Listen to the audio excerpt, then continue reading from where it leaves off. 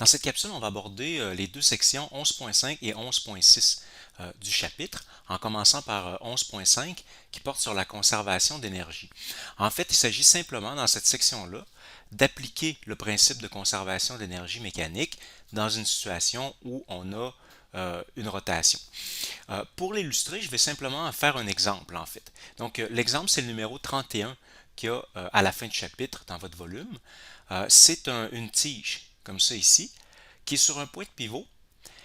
Initialement, elle est à l'horizontale. Donc on tient la tige à l'horizontale comme ça, la tige peut pivoter et on la laisse tomber. Donc elle va pivoter, puis elle va aller éventuellement frapper le mur. Alors j'ai repris le problème ici avec l'énoncé. On a notre tige donc de 1,5 m de longueur, donc on a la longueur qui tourne autour du point de pivot qui est ici. Donc on nous dit que le pivot est fixé à un mur, la tige est initialement horizontale, donc on tient notre tige comme ça et on la laisse aller. Et ensuite ils nous disent, lorsque la tige est verticale, déterminer sa vitesse angulaire, puis ensuite la vitesse d'un point à son extrémité libre. Quand on dit lorsque la tige est verticale, ça veut dire lorsqu'elle arrive ici, donc elle va tomber, lorsqu'elle arrive sur le mur. En fait, ça va être juste avant de toucher le mur, parce que c'est sûr que au moment où la tige va frapper le mur, là, il va y avoir des forces conservatives, non conservatives, pardon, qui vont rentrer en ligne de compte. Donc ça va dissiper de l'énergie mécanique, qui va se transformer en chaleur, en son, en déformation de la tige, etc. Donc là, l'énergie ne sera pas conservée du tout. Alors nous, comme on va appliquer le principe de conservation d'énergie, ça veut dire qu'on va aller calculer les vitesses, mais juste avant de toucher le mur. Parce qu'en fait, les seules forces présentes, c'est la force de gravité, qui est une force conservative, et il y a aussi des forces au point de pivot qui empêchent la tige de tomber en chute libre, dans le fond, qui la font pivoter. Mais les forces au point de pivot, comme il n'y a pas de mouvement au point de pivot, tout reste là, ben, ces forces-là n'accomplissent pas de travail. Donc, ça ne va pas empêcher la conservation d'énergie mécanique. Donc, on applique le principe de conservation d'énergie mécanique. Donc, je vais me faire deux colonnes, une colonne initiale, une colonne finale. Voilà, et ensuite, je vais calculer l'énergie mécanique totale dans les deux situations. Donc, en commençant par l'énergie cinétique, alors bien sûr, ça va être zéro, parce que dans la situation initiale, qui est celle-ci, avec la tige à l'horizontale, on la laisse tomber, il n'y a pas de mouvement au début, donc l'énergie cinétique est nulle. Pour ce qui est de l'énergie potentielle gravitationnelle, on sait que c'est mg y, et le y, c'est nous qui fixons le y égale 0, donc l'origine en fait. On peut le fixer où on veut. On pourrait prendre par exemple le point le plus bas comme étant y égale 0. On pourrait aussi prendre le centre de la tige lorsqu'elle est verticale comme y égale 0. Et on pourrait même prendre le point de pivot comme étant notre y égale 0. Tiens, on va faire ça d'ailleurs. Tiens, je vais prendre y égale 0. Ça va être la hauteur du point de pivot, en fait la hauteur initiale de la tige. Alors, ce qui veut dire que dans notre situation initiale, mgy, ben, on va avoir y égale 0, donc on n'aura pas d'énergie potentielle initiale. Alors, l'énergie mécanique totale initiale, ça va être 0. Pour l'énergie finale, donc là, on va avoir de l'énergie cinétique, et ça va être de l'énergie cinétique de rotation, parce que notre tige est en rotation autour d'un pivot, donc on va avoir une demi I oméga carré, donc une demi I oméga carré comme énergie cinétique de rotation. Il n'y a pas de translation, donc notre tige est fixée à un point de pivot, donc c'est une rotation pure, alors on va avoir ça comme énergie cinétique. Le oméga carré, en fait le oméga c'est notre inconnu, c'est ça qu'on veut calculer en A, il nous demandait la vitesse angulaire. Le I, va falloir le calculer. Alors le I pour une tige, alors, ça serait le moment d'inertie, mais autour du pivot qui est là, c'est-à-dire autour de l'extrémité de la tige. Alors, pour le trouver, ça nous est arrivé lors d'une autre capsule là, pour une tige qui tourne autour de son extrémité, mais je vais le refaire quand même. On applique le théorème des axes parallèles. Donc, on va dire, ça va être le moment d'inertie autour du centre de masse plus mh carré, où h est la distance entre les deux axes. Alors, pour une tige qui tourne autour de son centre, le moment d'inertie, c'est 1/12 de ml carré. Ça serait si la tige tournait autour d'un pivot qui serait ici, à son centre de masse. Par contre, nous, notre pivot, il n'est pas là. Il est plutôt à l'extrémité de la tige, donc ici. Alors, justement, la distance entre les deux axes, le centre de masse et l'axe de rotation, c'est la moitié de la longueur de la tige. Donc, le H ici, ça va être L sur 2, qui va être au carré. Donc, en fait, notre moment d'inertie, on voit qu'on a ici ml carré. Ici aussi, on a un ml au carré. Donc, on peut mettre ça en évidence. Puis ensuite, on va avoir un douzième pour le premier. L'autre, ça va être un quart, puisque c'est 2 au carré. Donc, un quart. Et puis ensuite, bon, un quart, c'est 3 douzièmes. Donc, 3 douzièmes plus un douzième, ça fait 4 douzièmes. Et 4 douzièmes, c'est un tiers. Donc, on se retrouve avec un tiers de ml carré. Donc, ça va être le moment d'inertie de notre tige. Ce qui veut dire qu'on peut réécrire l'énergie cinétique. Donc, une demi I, donc un tiers de ml carré, fois oméga carré, qui va être notre inconnu. La seule chose qu'on a là-dedans, c'est la longueur là, qui est donnée, c'est 1,5 m, mais on n'a pas la masse. Donc, je vais peut-être le laisser comme ça pour l'instant. On remplacera tout à l'heure par les valeurs. L'énergie potentielle gravitationnelle, ça c'est mg y. Et le y, là on est dans la situation finale, donc notre tige est ici à la verticale. Bien sûr, on a des y différents. La tige, elle a une certaine longueur, donc ces différentes parties sont à des hauteurs différentes. Mais ce qu'il faut prendre pour l'énergie potentielle, c'est toujours le centre de masse de l'objet. Donc en fait, ce qui nous intéresse, c'est la hauteur du centre de la tige. Alors comme on avait mis notre y égale 0 en haut, la hauteur du centre de masse ici se trouve à être moins L sur 2 dans ce cas-ci. Alors on va mettre pour l'énergie potentielle mg fois moins L sur 2. Donc, on a une énergie potentielle négative, simplement parce que la tige elle est plus basse que son point initial. Alors, l'énergie totale, finale, on avait l'énergie cinétique, une demi fois un tiers, ça va donner un sixième de ml carré oméga carré. Donc, un sixième de ml carré oméga carré. Ça, c'est notre énergie cinétique. Et l'énergie potentielle, elle est juste au-dessus, c'est moins une demi, donc on a un 2 en bas, mgl. Donc ça serait notre énergie potentielle. Donc l'énergie totale. Et si l'énergie est conservée, on avait dit tantôt qu'on avait 0 dans la situation initiale pour l'énergie. Donc, on va égaler ça à 0 puisque c'est conservé. Donc, ce qui nous reste à faire, c'est un petit peu d'algèbre ici. Le moins une demi mgl, je vais l'envoyer de l'autre côté. Alors, je vais avoir une demi mgl égale 1 sixième de ml carré oméga carré. Et bien sûr, il y a des choses qui s'annulent. On va avoir la masse, donc qui s'annule de chaque côté. On a un L qui s'annule. Puis, quand je vais envoyer le 6 de l'autre côté, 6 sur 2, ça va donner 3. Donc, il va rester ici 3 G sur L.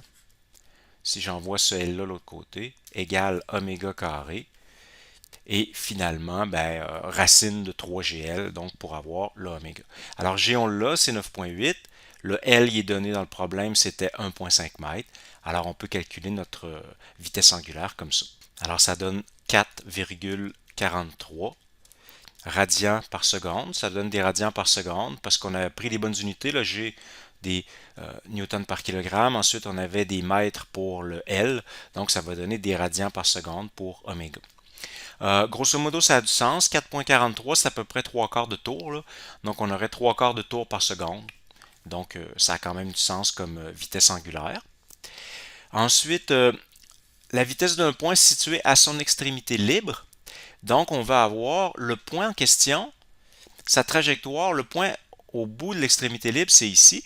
Sa trajectoire, elle va faire ça. Donc, il va faire un quart de cercle, en fait, ce point-là.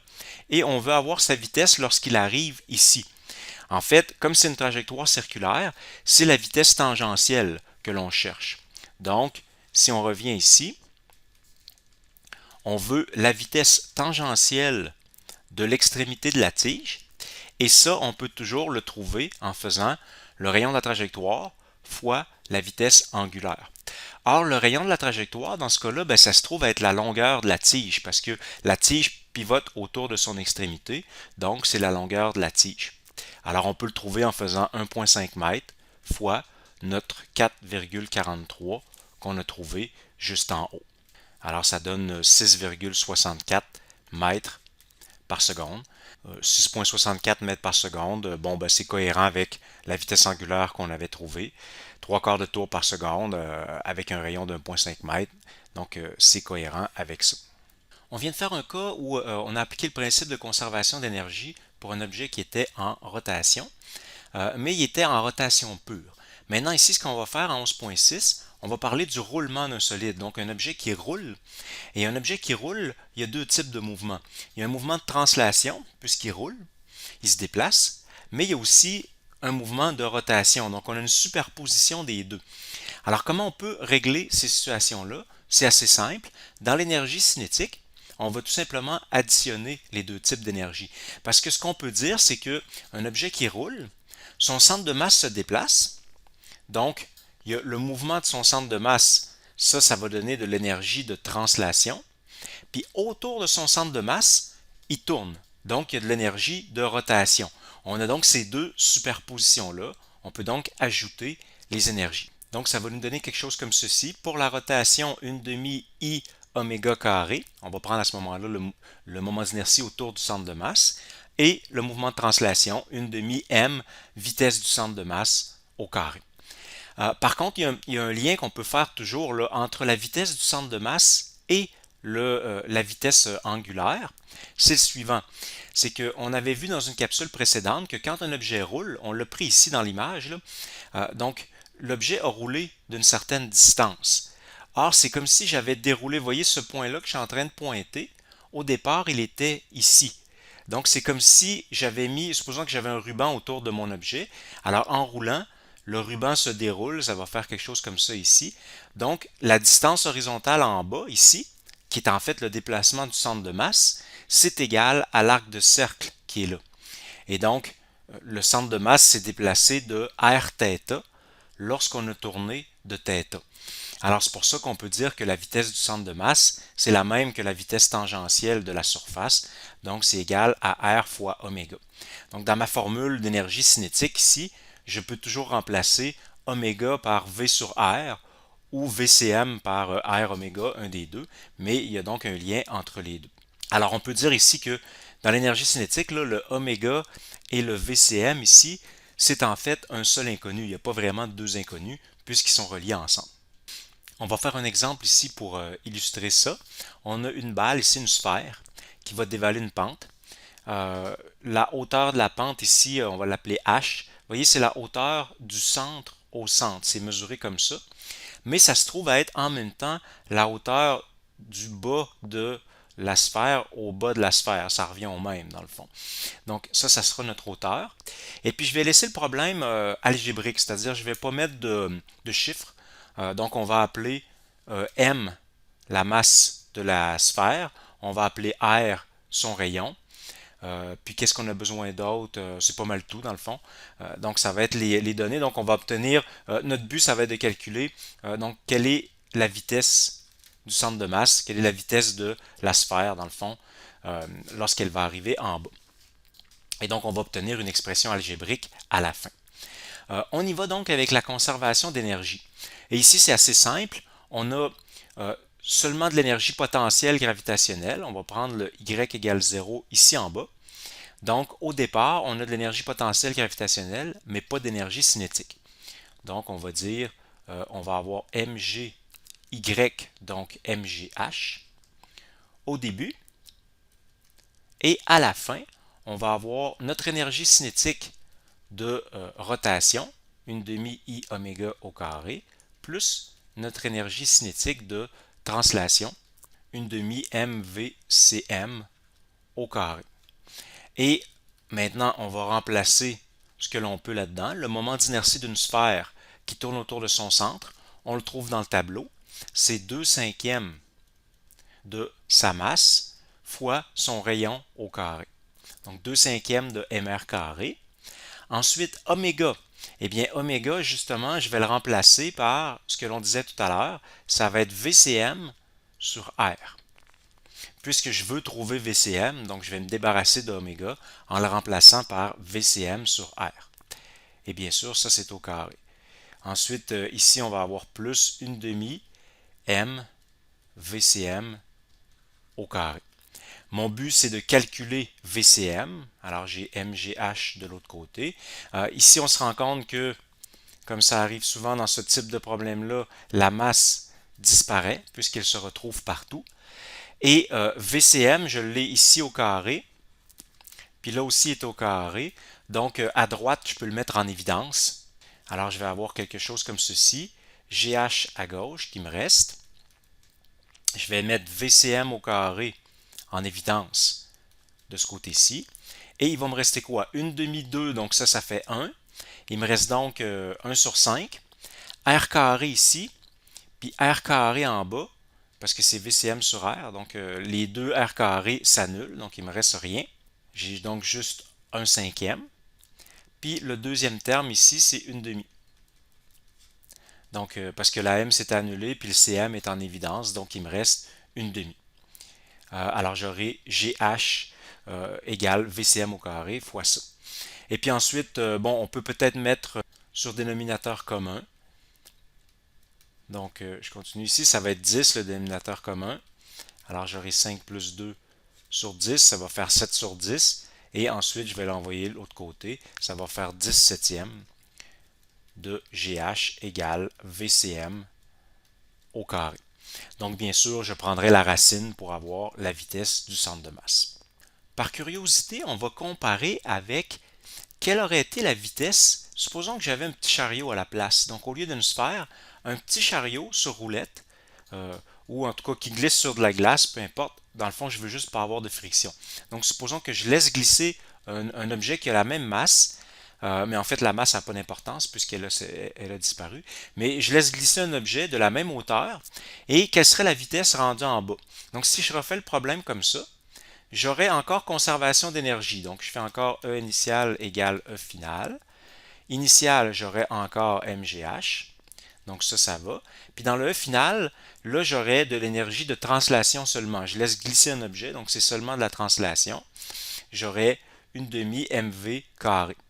Bon, 1/2 MV carré, je peux l'appeler VCM dans le fond, là, mais ça revient. Dans ce cas-là, il n'y a pas vraiment d'autre chose que la vitesse du centre de masse. Encore une fois, les masses s'annulent. Et puis là, j'aurai pour la vitesse du centre de masse racine de 2GH cette fois-ci. Donc racine de 2GH. Ici, on a racine de 10 septièmes GH. Donc 2, c'est plus gros que 10 septièmes, parce que ça serait 14 septièmes 2. Donc 2, ça veut dire que la vitesse ici serait plus importante que si l'objet roule. Autrement dit, si je laisse tomber un objet en glissant, il va aller plus vite que si je laisse rouler un objet. D'ailleurs, pour vérifier que ça marche, que ça a du sens, on va faire une petite démonstration.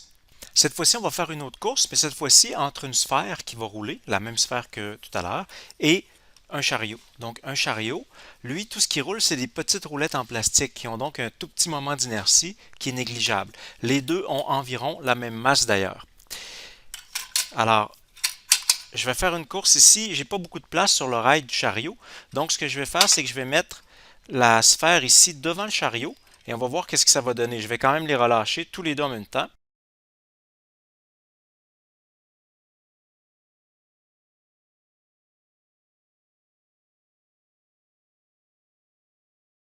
Donc, le chariot a poussé la sphère, ça veut dire qu'il allait plus vite. Je vais faire ici l'inverse. Cette fois-ci, je vais mettre le chariot avec la sphère derrière et je vais les laisser aller en même temps.